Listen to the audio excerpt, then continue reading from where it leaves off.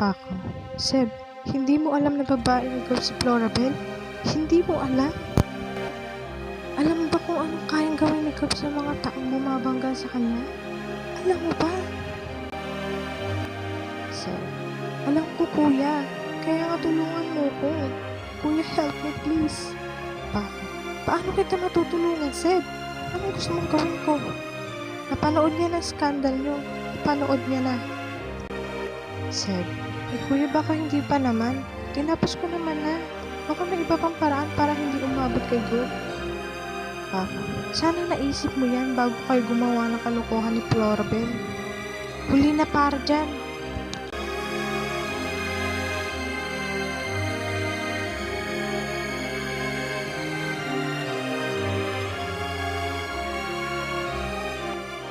Seb, kuya hindi ko na alam gagawin.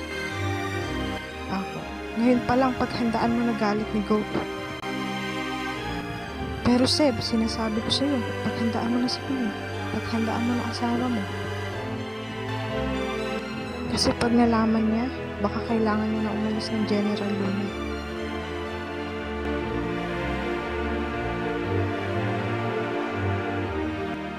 Seb, gusto ni Gov na magtrabaho kami ni Florabel together.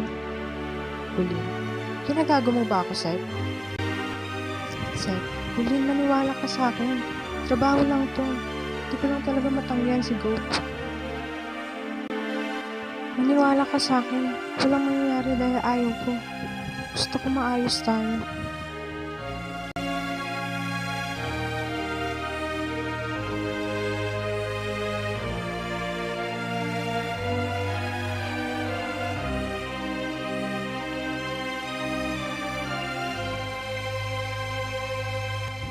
Hulin, sinong niloko mo? Seb, maniwala ka. Pansamantala lang to. Hindi ko lang talaga matanggihan si Gov. Tsaka tinutulungan din ako ni Kuya Paco makawala sa sitwasyong to.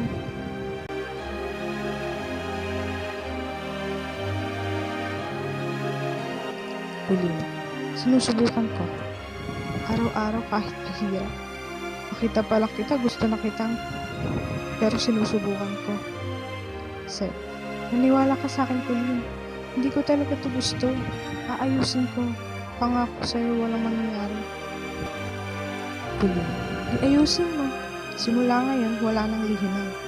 Bawat tawag ko sa'yo, sasagutin mo. Bawat text sa'yo, babasahin ko. Lahat malalaman ko.